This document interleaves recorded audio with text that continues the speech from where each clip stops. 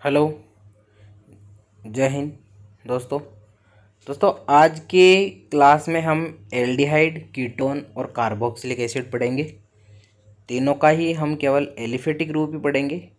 Aromatic रूप को अभी तक ना तो मैंने फिनोल पढ़ाया है आपको, ना ही बेंजल्डिहाइड पढ़ाया है, और ना ही मैंने आपको अभी जो कार्बोक्सिलिक एसिड है, बेंजोइक एसिड, कुछ भी नहीं पढ़ाया है। एरोमेटिक एक भी रिएक्शन अभी तक नहीं पढ़ाई है, केवल जो नेम रिएक्शन एरोमेटिक वही पढ़ाई है।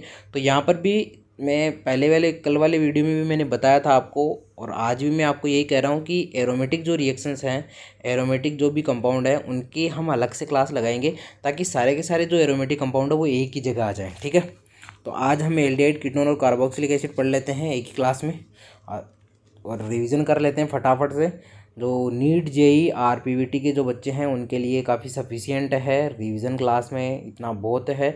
उनके अलावा बाकी के उनके खुद के पर्सनल नोट्स तो हैं ही। अगर किसी बच्चे के पास अगर नोट्स वगैरह नहीं हैं तो वो सीधा मुझे इस वीडियो के डिस्क्रिप्शन में व्हाट्सअप नंबर है, वहाँ से सीधा व्हाट्सअप करें। मैं आपको जो भी नोट्स हैं सफिशियंट वो आपको मैं सीधा PDF फॉर्म में अवेलेबल करवा दूंगा, चाहे वो मीडियम हिंदी मीडियम हो चाहे इंग्लिश मीडियम हो। ठीक है, तो देखिए एल्डिहाइड और कीटोन, तो इसका जो जनरल फार्मूला है वो होता है CnH2NO। ये एल्डिहाइड के लिए भी यही फार्मूला है और कीटोन के लिए भी यही फार्मूला है। ठीक है, CnH2NO, यानी जितने कार्बन है उससे ज़्यादा आपके पास क्या होंगे, डबल हाइड्रोजन होंगे और एक ही ऑक्सीजन होगा। ठीक है, ये आपका कार्बोनिल कंपाउंड है, इसको क्या बोलते हैं, कार्बोनिल कंपाउंड बोलते हैं। और यहाँ पर एक तरफ अगर आपके पास हाइड्रोजन ऐड हो जाता है तो वो एल्डिहाइड बोला, उसको क्या बोलते हैं, एल्डिहाइड बोलते हैं। दूसरी तरफ चाहे आप कार्बन ऐड करो चाहे हाइड्रोजन ऐड करो, ये एल्डिहाइड कहलाएगा। और जैसे ही आप कार्बोनिल कंपाउंड के साथ अगर 2 R जोड़ देते हो एक साथ, तो आपके पास एक कीटोन बन जाता है। क्या बन जाता है, दोनों तरफ अगर आप एल्किल समूह जोड़ देते हो तो क्या बन जाता है, आपके पास कीटोन बन जाता है। अब देखिए एल्कोहल कि जैसे ही आप एल्कोहल का ऑक्सीडेशन करवाते हो तो आपके पास क्या बनता है, एल्डिहाइड बनता है। अब ये डिपेंड करता है कि आप 1 डिग्री एल्कोहल या 2 डिग्री एल्कोहल का ऑक्सीडेशन करवा रहे हो। तो आपके पास ये यहाँ पर सीधा सिंपल एल्कोहल का अगर आप ऑक्सीडेशन करवाते हो तो यहाँ पर आपके पास क्या बन जाता है, सीधा एल्डिहाइड बन जाता है। ऑक्सीडाइजिंग एजेंट आप कोई सा भी ऑक्सीडाइजिंग एजेंट ले सकते हो, जैसे K2Cr2O7 ले लिया, KMnO4 ले लिया या MnO2 ले लिया। कोई सा भी ऑक्सीडाइजिंग एजेंट लो आप, सीधा का सीधा क्या बना देगा, एल्डिहाइड बना देगा। आगे है आपके पास ऑक्जो प्रोसेस। तो ऑक्जो प्रोसेस है इस अभिक्रिया ऑक्जो प्रोसेस में क्या होता है कि एल्कीन पर HOCO फॉर्मेल्डिहाइड का जो योग है वो एंटी मार्कोनिकोव नियम से होता है, और ये एक औद्योगिक प्रक्रम है एल्डिहाइड बनाने का। ठीक है, तो ये COH2 से जब रिएक्शन करवाते हैं तो HCO बन जाता है। ठीक है, HCO एक गैसीय अवस्था में पाया जाता है। जो फॉर्मेल्डिहाइड है वो कैसे अवस्था में पाया जाता है, गैसीय अवस्था में पाया जाता है।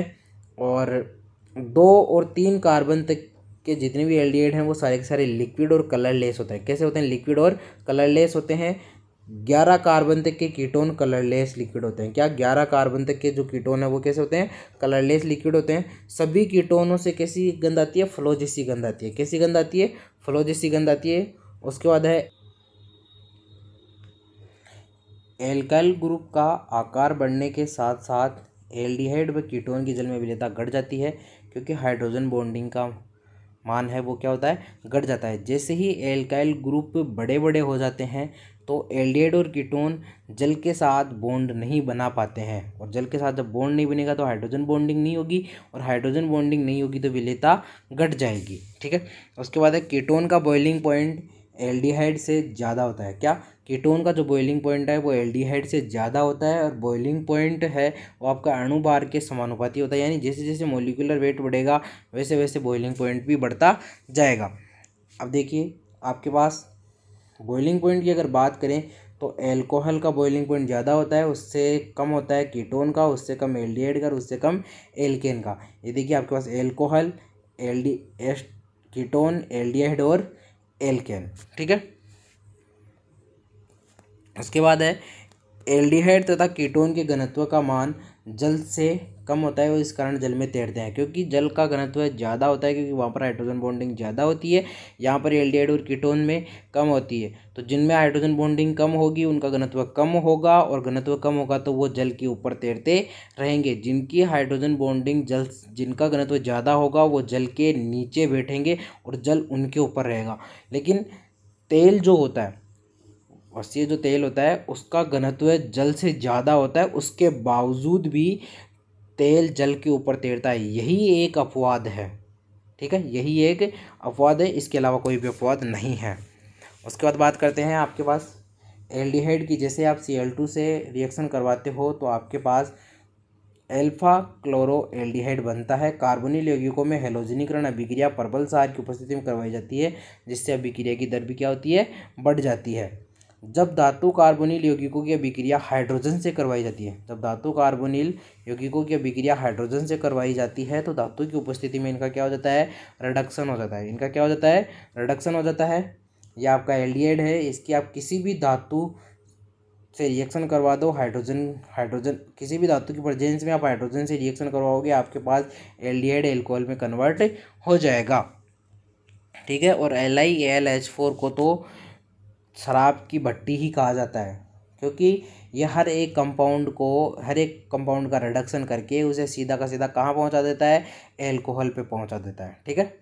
उसके बाद हम बात करते हैं, आपके पास ये एक कंपाउंड है, एल्डिहाइड है, और इसमें असंतृप्त एल्डिहाइड है क्योंकि यहाँ पर ये डबल बॉन्ड प्रेजेंट है। अब देखिए दो चीज़ें हमने यूज़ की है, एक तो मेटल यूज़ की है और एक LiAlH4 यूज़ किया है। दोनों के दोनों रिडक्शन का काम कर रहे हैं, लेकिन मेटल जो है वो आपके एल्डिहाइड को एल्कोहल में कन्वर्ट कर देगा और डबल बॉन्ड को सिंगल बॉन्ड में कन्वर्ट कर देगा, ठीक है। लेकिन आपका जो LiAlH4 है ये केवल आपके एल्डिहाइड पे ही रिएक्ट करेगा, आपके डबल बॉन्ड पे रिएक्ट नहीं करेगा, ठीक है। आगे है, जब एल्डिहाइड गिरण्यार अभिकर्मक से अभिक्रिया करता है, जब एल्डिहाइड गिरण्यार अभिकर्मक से अभिक्रिया करता है तो 2 डिग्री एल्कोहल का निर्माण होता है, और जब कीटोन से अभिक्रिया करता है तो 3 डिग्री एल्कोहल का फॉर्मेशन होता है। ये पहले ही मैं बता चुका हूँ आपको। आगे बात करते हैं कार्बोक्सिलिक एसिड की। तो कार्बोक्सिलिक एसिड का जो जनरल फॉर्मूला होता है वह एल्डिहाइड के फॉर्मूले जैसा ही होता है। एल्डिहाइड कीटोन के फॉर्मूले में आप एक ऑक्सीजन और ऐड कर दीजिए, आपका कार्बोक्सिलिक एसिड का फॉर्मूला बन जाएगा, ठीक है, CnH2nO2। आगे आपके पास है COOH, जिसको ऑक्जेलिक एसिड बोलते हैं। क्या बोलते हैं, ऑक्जेलिक एसिड। आपके जो एसिड होते हैं वो होते हैं OMSGAP। इनमें सब में आपके पास क्या है, 2 COOH समूह है, और यहाँ पर जो बीच की है जो जगह है, यहाँ पर इसमें ये ऑक्जेलिक एसिड है, इसमें 0 कार्बन होंगे, इसमें 1 कार्बन होगा। टोटल तो 3 कार्बन होंगे, इसमें टोटल कितने होंगे, 3 कार्बन, इसमें 4 कार्बन, इसमें 5 कार्बन, इसमें 6 कार्बन, इसमें 7 कार्बन और इसमें 8 कार्बन, ठीक है। लेकिन CH2 समूह की बात करें तो ऑक्जेलिक के बाद मेलोनिक, इसमें 2 कार्बन, फिर सक्सेनिक में 3 कार्बन, ग्लूटेरिक में 4 कार्बन, एडिपिक में 5 कार्बन, ठीक है। इस तरह से आपके कार्बन की संख्या बढ़ती जाती है। जो मैं आपको एरोमेटिक कंपाउंड पढ़ाऊंगा तब आपको बता दूंगा ऑक्जेलिक एसिड के सारे जो हैं ये डाई कार्बोक्सिलिक एसिड वाले। उसके बाद बात करते हैं एल्कोहल, एल्डिहाइड व कीटोन तीनों या कोई अन्य एल्केन, एल्कीन, एल्काइन कोई भी हो, अगर इनका प्रबल ऑक्सीडाइजिंग एजेंट जो है आपके पास KMnO4 K2Cr2O7 से अगर रिएक्शन करवा दें तो सीधा आपका कार्बोक्सिलिक अम्ल का फॉर्मेशन ही होता है। जैसे मैंने एल्केन की अभिक्रिया सूर्य के प्रकाश में Cl2 से करवाई तो आपके पास क्या बन गया, एल्किल हैलाइड बन गया। फिर उसकी आप एक्वस NaOH से अभिक्रिया करवाई तो ये आपके पास एल्कोहल बन गया, और एक कार्बन पे 2 OH समूह कैसे होते हैं, अनस्टेबल होते हैं, तो यहाँ से एक H2O का अणु बाहर निकल जाएगा और आपके पास क्या बन जाएगा, आपके पास ये कार्बोक्सिलिक एसिड का फॉर्मेशन हो गया, ठीक है।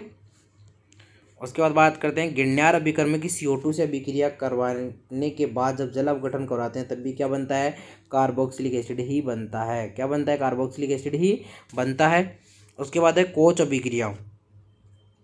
एल्कीन की CO और H2O से अभिक्रिया करवाते हैं ऐसे PO4 के प्रेजेंस में तो आपके पास क्या बनता है, कार्बोक्सिलिक एसिड बन जाता है। अब है आगे C10 तक के सभी कार्बोक्सिलिक एसिड रंगहीन द्रव होते हैं। कैसे होते हैं, रंगहीन लिक्विड होते हैं। आपको पता है अभी जैसे ही कीटोन का पढ़ा था तो C11 तक के सारे कैसे होते हैं, लिक्विड स्टेज में होते हैं, और ये जो कार्बोक्सिलिक एसिड है वो 10 तक कैसे होते हैं, लिक्विड स्टेज में प्रेजेंट होते हैं और रंगहीन भी होते हैं। कार्बन 11 से कार्बन 12 तक के वैक्स लाइक सॉलिड होते हैं। वैक्स लाइक का मतलब है शहद टाइप के, थोड़े से लिक्विड भी नहीं लेकिन सॉलिड भी नहीं, ठीक है, उन्हें कहते हैं वैक्स लाइक सॉलिड। आगे कार्बोक्सिलिक अम्ल के छोटे सदस्य हाइड्रोजन बॉन्डिंग के कारण जल में अधिक घुलनशील होते हैं, क्योंकि वहाँ पर हाइड्रोजन बॉन्डिंग ज़्यादा होती है।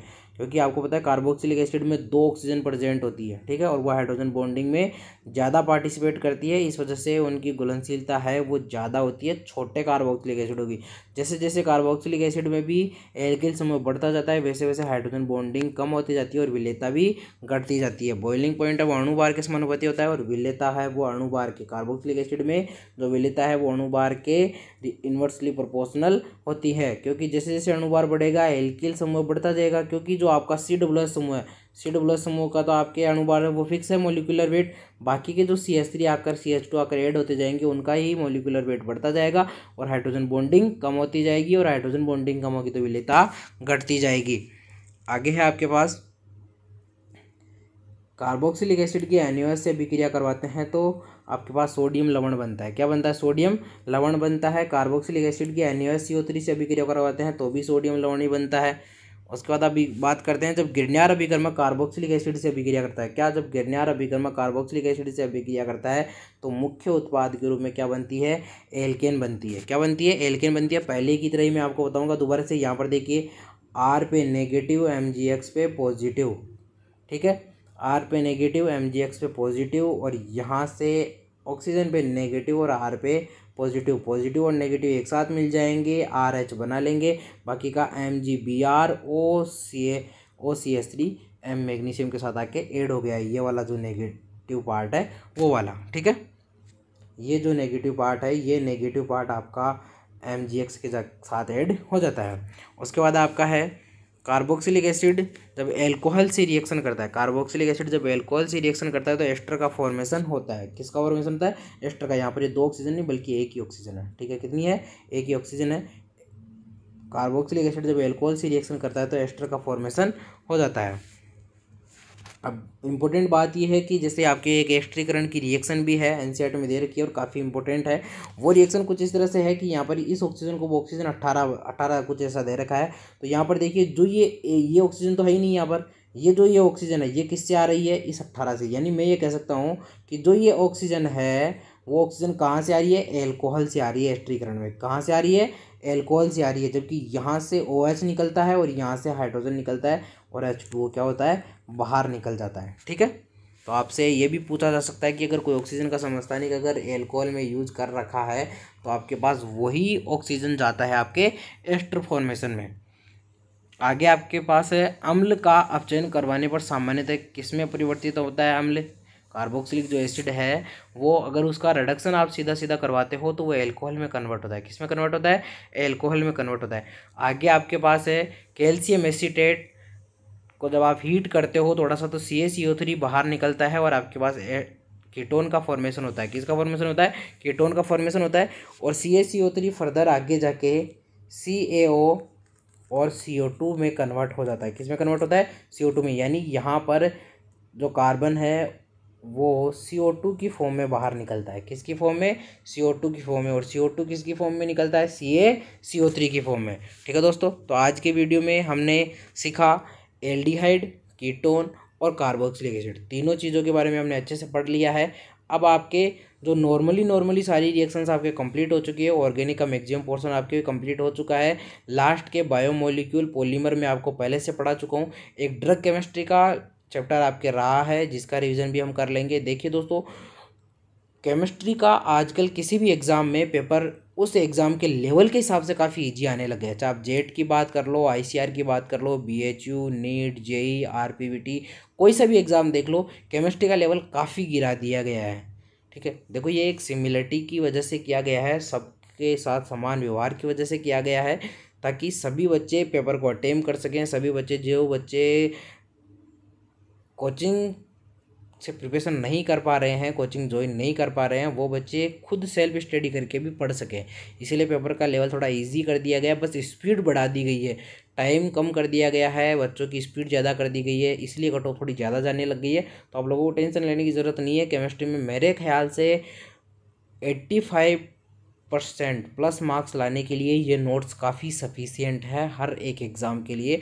कुछ ऐसे हैं जैसे आईसीआर के कुछ टॉपिक हैं जिनके लिए थोड़ा हाई लेवल हमें पढ़ना पड़ेगा, जेई के लिए हाई लेवल थोड़ा सा पढ़ना पड़ेगा, नीट के लिए भी मेरे ख्याल से ये काफ़ी ज़्यादा सफिशिएंट है। 85% तो आप आराम से 150 प्लस स्कोर तो यहाँ से कर ही सकते हो, लेकिन अपना टारगेट 150 प्लस नहीं बल्कि 175 प्लस ही होना चाहिए। यानी हर एक क्वेश्चन मतलब 95% प्लस अपने मार्क्स आने ही चाहिए केमिस्ट्री में। ठीक है दोस्तों।